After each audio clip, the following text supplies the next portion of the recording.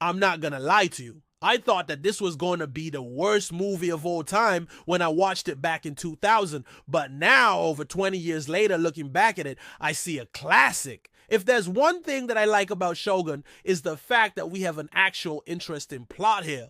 There's the whole thing with Toranaga trying to set up this coalition to invade the Overlord's lands. That would be enough for a movie, right? But they also throw in the whole Blackthorn character arc of him having to regain his honor after being shamed by his lord for fleeing from battle. Yeah, I think that that's pretty interesting. And they also make us care about these characters. I feel like there's a lot of drama in Shogun. I don't feel like there's a lot of slow moments in Shogun. And even though it's 3 hours long, it doesn't really feel like it. It's so much better than what Hollywood is producing today. And if you're interested in watching Shogun, then click the link provided. The movie is streaming on Netflix at the moment, but who knows how long it will be there. So make sure you watch it soon. And now let's get started with the review. We start off the movie with Blackthorn, who is basically William, except he's Japanese, and instead of a samurai, he's a daimyo. He's a lord! His name is actually Toranaga, but everybody calls him Blackthorn because he looks black and he's thorny. He's kind of like a lone wolf type character who lives in the mountains with his two loyal retainers, Ishido and Harima. The story begins when he goes into town to visit a prostitute and he ends up saving a young woman named Mariko from a group of thugs. Of course, she falls in love with him instantly. This is probably the most normal scene in the entire movie. Then the next morning he wakes up in bed with a really bad hangover and he finds out that he has been poisoned. He survives the night, but he is left paralyzed from the waist down. So Blackthorn is too proud to ask for help, but luckily Ishido finds him and saves him. Then a couple months go by and he ends up moving into Mariko's house. She takes care of him while he recovers and he slowly regains feeling in his legs. The only problem is that he can't control his bowels. He still needs Ishido for that. Meanwhile, we are introduced to Lord Nobutada, who is a rival of Blackthorn, and he is visiting Mariko's house to try and buy her affection. At first, she rejects him, but then she finds out that he is the son of the Shogun and that he is the one who called for Blackthorn's banishment. She sleeps with Nobutada just to spite Blackthorn. He catches her doing this and he becomes angry and vengeful, which leads to a very poorly staged fight between him and Nobutada. This fight sucks, by the way.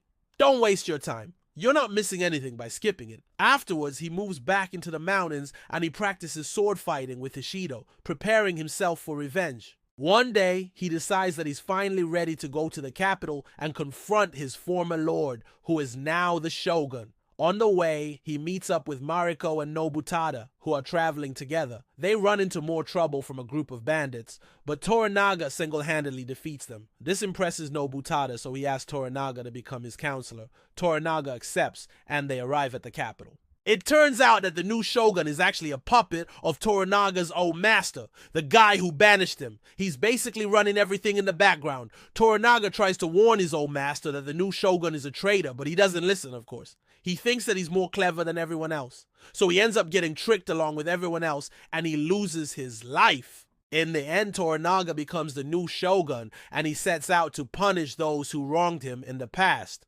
First, he has Nobutada put to death. He basically cuts him open and removes his entrails, which was apparently the punishment for high treason.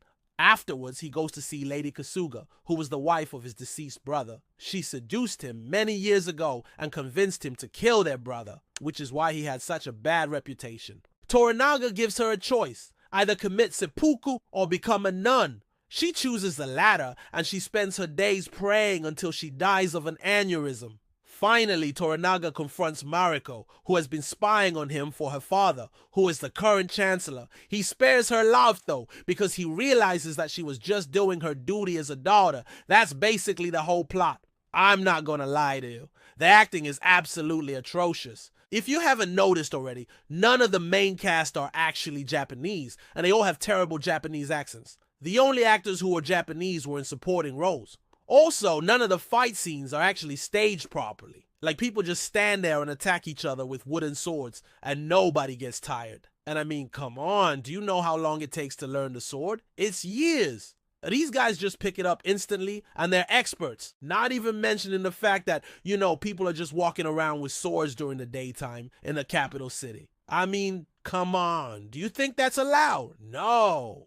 Oh, and also, the nudity is fake. It's like a transparent fabric or something. Just thought I should let you know. But despite all of these flaws, I still enjoy Shogun more than the latest Fast and Furious movie. Why? Because it feels like a movie that takes itself seriously. There's no CGI nonsense. It's just a good old-fashioned samurai movie. I mean, sure, the acting is bad, but the plot is actually good. You have all this political intrigue going on. You have honor, revenge, betrayal, forbidden love. It's got all the ingredients of a great samurai film. Maybe it's nostalgia talking, but I think Shogun is a timeless classic.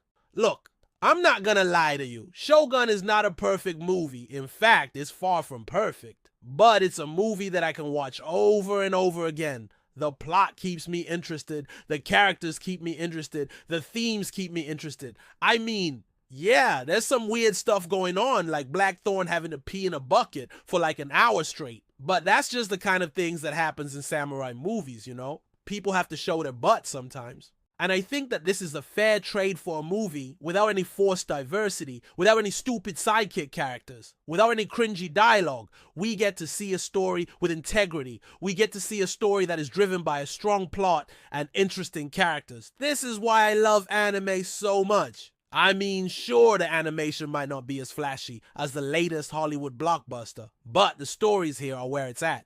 And that's why I think that Shogun deserves a spot on my top 10 anime list. Shogun is a movie that you have to watch to believe. It's just so over the top. It's just so ridiculous. It's just so awesome. I love it. Now, if you want to watch Shogun, then click the link provided. The movie is streaming on Netflix at the moment, but who knows how long it will be there, so make sure you watch it soon.